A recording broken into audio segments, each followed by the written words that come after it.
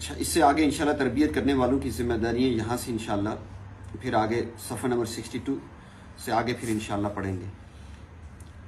آج جن بہنوں کے سوالات ہیں تو وہ سوالات پوچھ سکتے ہیں۔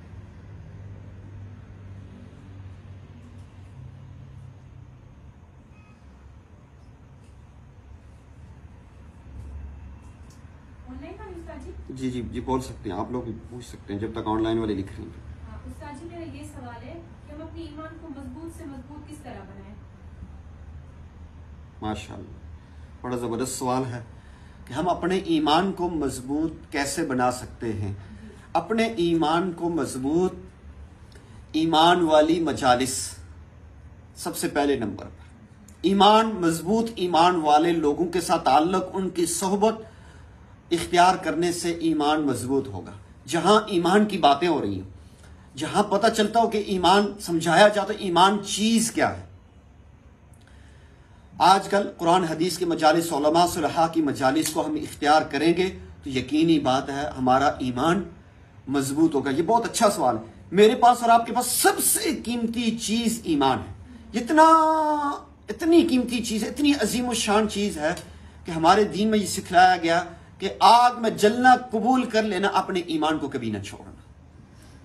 اپنے آپ کو زندہ جلانے کے لیے تیار ہو جانا، ایمان نہ چھوڑنا، اتنی عظیم الشان، اتنی قیمتی چیز ہے۔ دنیا جہان کی سب سے قیمتی چیز میرے اور آپ کے پاس ایمان کی دولت ہے۔ ایمان کو مضبوط کرنا، ایمان کو بڑھانا، ایمان کو بچانا اور ایمان بچانے کی محنت کرنا، یہ بہت عظیم الشان کام ہے۔ یہ بہت بڑی سعادت والی بات ہے، کیونکہ یہی سب سے بڑی چیز ہے۔ اگر مجھے کھانا نہیں ملا، میں ایک دن، 2 دن، 1 ہفتہ بھوکا رہا، اس کے بعد مر جاؤں گا تو کوئی بات نہیں۔ لیکن اللہ نہ کرے میرے پاس ایمان نہ ہوا اور میں مر گیا تو میں ہمیشہ ہمیشہ کے لیے جہنم میں جاؤں گا۔ تو ایمان اتنی خاص ضروری چیز ہے۔ اپنے ایمان کی فکر کرنا، دوسروں کے ایمان کی فکر کرنا۔ تو ایک تو یہ ہے کہ نیک مجالس کو اختیار کیا جائے جہاں ایمان، یہیں سے ہم چیزیں سیکھیں گے، سنیں گے، ہمارے جذبات بنیں گے، تو ہمیں پتہ چلے گا، ہمارے ایمان کی اہمیت پتہ چلے گا کہ یہ ایمان کتنی بڑی دولت ہے۔ اکثر ایک بات کہا کرتا ہوں کہ بعض لوگ کہتے ہیں نا گورے ہم سے اچھے ہیں، کہ وہ جھوٹ نہیں بولتے، فراڈ نہیں کرتے۔ استغفر اللہ، لا حول ولا قوت الا باللہ، انتہا درجے کا جاہلانہ جملہ ہے کہ گورے ہم سے اچھے ہیں، ہم سے انگریز اچھے ہیں، ہم سے ہندو اچھے ہیں، سکھ اچھے ہیں۔ نہیں، ہم جتنے پرلے درجے کے گناہگار صحیح، ہم کمزور صحیح، ہم نالائق صحیح، ہم کبیرہ گناہوں کے مرتکب والے صحیح، لیکن گورے، سکھ، ہندو ہم سے کبھی بہتر نہیں ہو سکتے، کیونکہ میرے اور آپ کے پاس لا الہ الا اللہ محمد الرسول اللہ کی نعمت ہے، ایمان کی نعمت ہے۔ یہ ایمان کی نعمت اتنی بڑی نعمت ہے، اگر کوئی ایمان کے ساتھ دنیا سے رخصت ہو گیا، وہ گناہگار بھی ہوا، وہ جہنم میں چلا بھی گیا، ایک وقت آئے گا ایمان کی وجہ سے جہنم سے نکل کر ہمیشہ ہمیشہ کی جنت میں جائے گا۔ یہ ایمان اتنی عظیم الشان چیز ہے۔ اور ایک انسان نے دنیا میں جھوٹ نہیں بولے، اس نے غیبتیں نہیں کی، اس نے کسی کو تکلیف نہیں پہنچائی، لیکن اس کے پاس ایمان نہیں تھا، تو وہ دنیا سے چلا گیا، وہ ہمیشہ ہمیشہ کے لیے جہنم میں جلے گا۔ تو ایمان اتنی عظیم الشان چیز ہے۔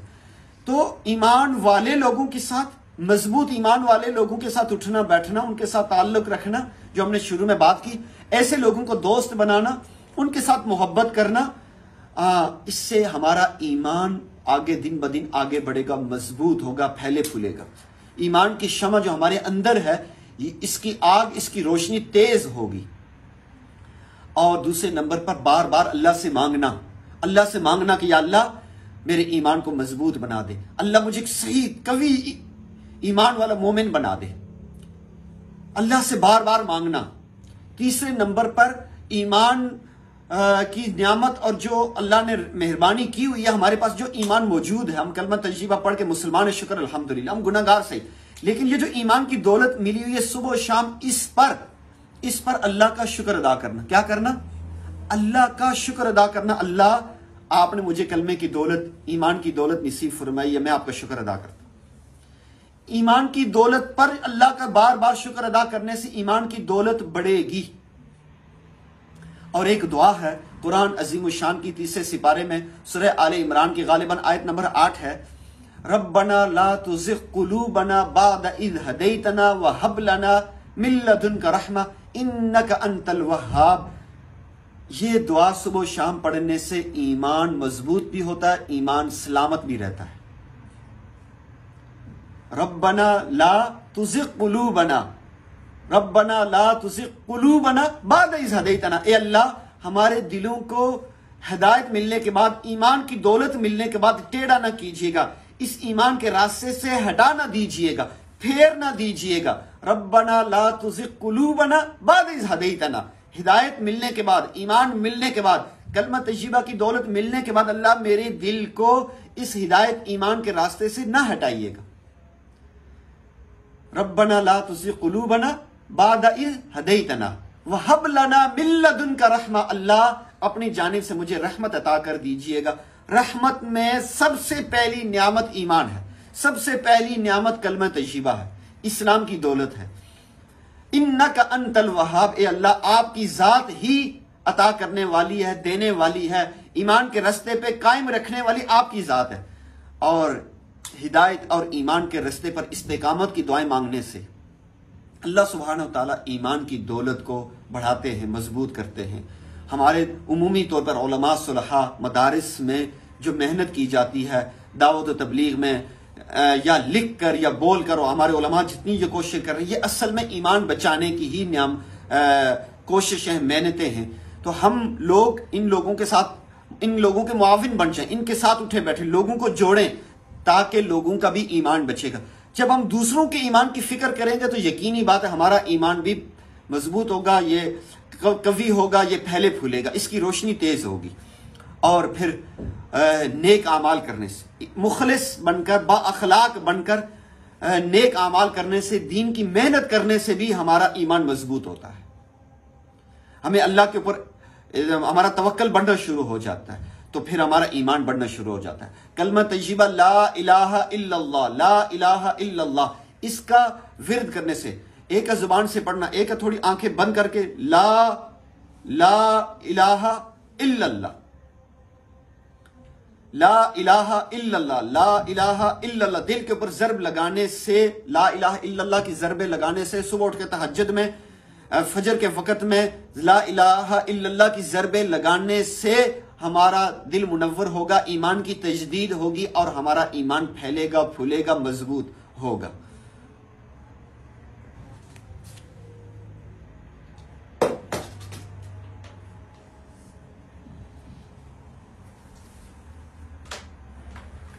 حضرت میرا چھوٹا بیٹا 3 سال کا کبھی کبھی ضد بہت کرتا ہے، کبھی پیار سے اور کبھی سختی سے سمجھاتی ہوں لیکن وہ نہیں مانتا، کیا کروں؟ یہ جو دعا بتاتے ہیں ہم، ربنا حب لنا من ازواجنا و ذریاتنا قرۃ اعین وجعلنا للمتقین اماما، یہ دعا بار بار پڑھتی رہیں۔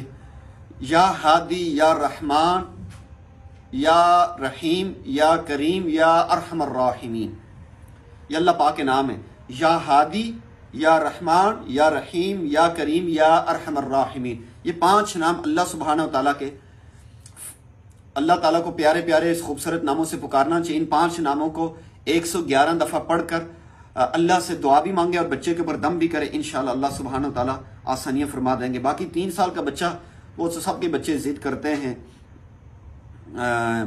گڑبڑ کرتے ہیں، بس پریشان نہیں ہونا چاہیے۔ ایک تو خواتین، اچھا بعض جو دین کے راستے پہ چلنے والی خواتین ہوتی ہیں وہ سوچتی ہیں بس آج گئی ہیں نا کل سے ساری چیزیں سیدھی ہو جائیں، ایسا بھی کچھ نہیں ہوتا، ٹھیک ہے؟ یہ مولوی صاحب کے ایسا نہیں ہوتا تو آپ کے ہاں فوری سارا کچھ ایسے کیسے ٹھیک ہو جائے گا؟ اس کے لیے ہمت، کوشش، دعائیں، سمجھانا بجھانا، یہ چیزیں لگی رہیں، انشاءاللہ میرے اللہ مہربانی فرمائیں گے۔ ایک بات ہمیشہ اللہ کی ذات کے بارے میں رکھیں، اللہ سبحانہ وتعالیٰ بہت قدردان ہے، اللہ کسی کی محنت کو ضائع نہیں کرتے۔ اللہ سبحانہ وتعالیٰ کی رضا کے لیے جو اخلاص کے ساتھ محنت کی جاتی ہے اللہ اس کا پھل ضرور عطا کرتے ہیں۔ تو اللہ سے حسن ظن رکھیں، محنت جاری رکھیں اور نتیجہ اللہ کے اوپر چھوڑیں۔ ہدایت اللہ کے ہاتھ میں، اللہ پاک نے نبی پاک صلی اللہ علیہ وسلم کو فرما دیا تھا، انک لا تہدی من احببت ولکن اللہ یہدی من یشاء، آپ نہیں ہدایت دے سکتے، اللہ جس کو چاہے ہدایت دیتے ہیں۔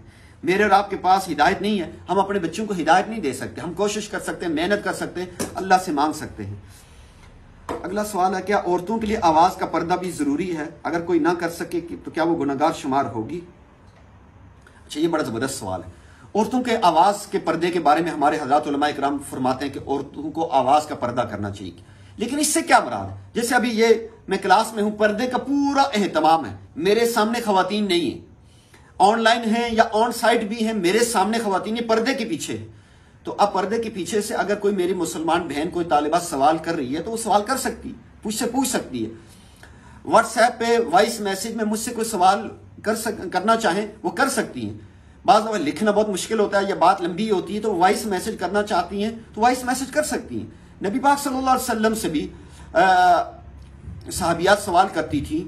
حضرات صحابہ کرام رضوان اللہ علیہم اجمعین سے صحابیات بات کرتی تھیں، وہ پوچھتے تھے، ایک دوسرے سے سوال کر لیتے تھے پردے کے پیچھے سے.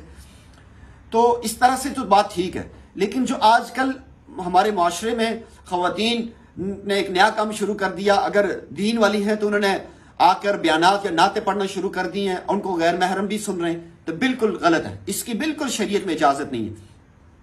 وہ اوپنلی آ کر بیان کرنا شروع کر رہی ہیں، یوٹیوب پہ ان کے بیانات پڑے ہوئے ہیں خواتین کے، اور ان کو مرد بھی سن رہے ہیں، عورتیں بھی سن رہے ہیں. بالکل غلط بات ہے، ایسی خواتین کو سننا بھی نہیں چاہیے.